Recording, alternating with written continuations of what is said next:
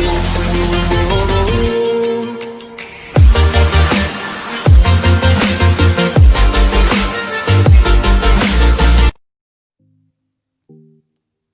Everyone, आज हम बात करेंगे एसएससी कौन कौन से एग्ज़ाम कंडक्ट करवाती है।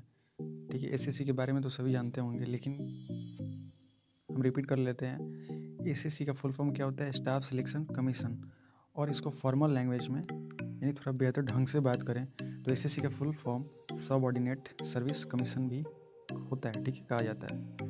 जो अभी फ़िलहाल चेयरमैन है एसएससी के, वो हैं ब्रजराज शर्मा, जो कि आईएएस ऑफिसर हैं। तो बात यह कि एसएससी किस डिपार्टमेंट के अंडर काम करती है, तो department of personal and training. ठीक है, इसके अंदर एसएससी काम करती है। या जो सेंट्रल गवर्नमेंट के जितने भी एग्ज़ाम कंडक्ट करने वाली संस्थाएं हैं, जैसे आईबीपीएस है, आरआरबी है, ये सभी के सभी इसी के अंडर काम करती हैं। ठीक है, department of personal and training. अब एसएससी का हेडक्वार्टर कहाँ है? तो एसएससी का हेडक्वार्टर न्यू दिल्ली में है। वेबसाइट तो सब जानते हैं, ssc.nic.in। अब जो आज मेन टॉपिक है आज की वीडियो का, वो ये है कि एसएससी कौन कौन सी एग्ज़ाम कंडक्ट करती है और किस लेवल पे करती है। लेवल यानी कि क्या क्वालिफिकेशन होनी चाहिए। जैसे हम सब जानते हैं एसएससी एमटीएस का नाम सुने हैं, एसएससी एमटीएस। तो जो एसएससी एमटीएस है, इसको भरने के लिए, इसके फॉर्म को फिल करने के लिए कम से कम आप 10वीं पास होनी चाहिए, 10th पास होनी चाहिए। यदि आप 10th पास हैं तो एसएससी एमटीएस का फॉर्म भर सकते हैं। इसके बाद 10th लेवल पे ही आता है एसएससी जीडी का नाम सुने होंगे सभी। एसएससी जीडी कांस्टेबल, ये भी 10th लेवल पे ही होता है। इसके लिए आपको 12th नहीं चाहिए। ठीक है, रही बात परसेंटेज की थी कि 10th में कितना परसेंट होना चाहिए एमटीएस भरने के लिए या जीडी कांस्टेबल भरने के लिए, तो भैया परसेंटेज की कोई यहाँ पे कोई इशू नहीं है। आप बस पास होनी चाहिए, बाकी आप फिल कर सकते हैं। दूसरा बात, तीसरा नंबर देखें तो 12th क्वालिफिकेशन लिखा हुआ है। और स्टेनोग्राफर, यानी कि स्टेनोग्राफर देखे होंगे आप, स्टेनोग्राफर सी एंड डी 2 होता है। तो ये दोनों के लिए आप केवल 12th पास होने चाहिए, फिर आप इसका फॉर्म भर सकते हैं। चौथा बात, ये चौथा पॉइंट देखें तो 12th क्वालिफिकेशन पे ही आता है फॉर्म जूनियर हिंदी ट्रांसलेटर का। ठीक है, 12th लेवल पे आता है जूनियर हिंदी ट्रांसलेटर का, तो आप इसका फॉर्म भर सकते हैं यदि आप 12th पास आउट हैं तो। इसके बाद जो सबसे फेमस एग्जाम है एसएससी का, वो है CHSL।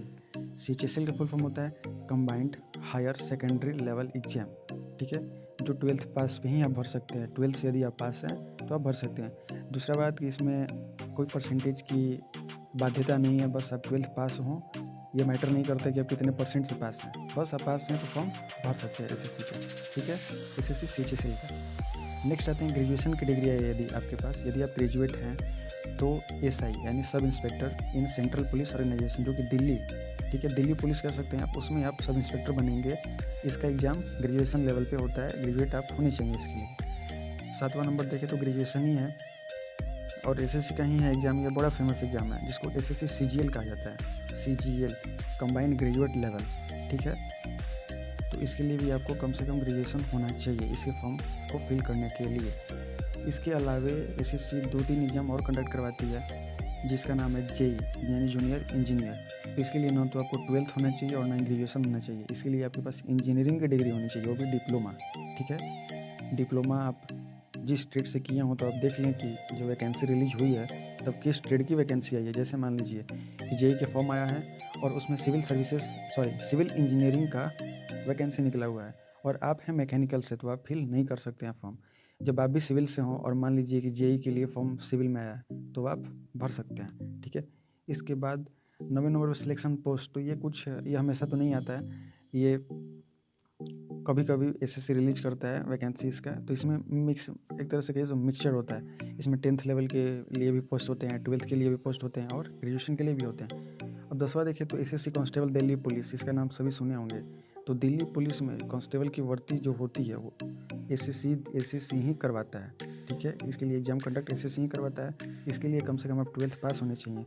एक बात और, साल में एक बार यानी एक साल में CGL का फॉर्म एक बार आता है, फिक्स है कि आता है। उसके बाद CHSL का भी आता है और MTS का भी आता है और स्टेनोग्राफर का भी आता है। ठीक, GD का कभी आता है, कभी 2 साल में, कभी 3 साल में। वैसे आपको SSC की वेबसाइट पे SSC के एग्ज़ाम कैलेंडर चेक करना चाहिए, आप विजिट करते रहिए SSC की वेबसाइट को। ठीक है, थैंक यू।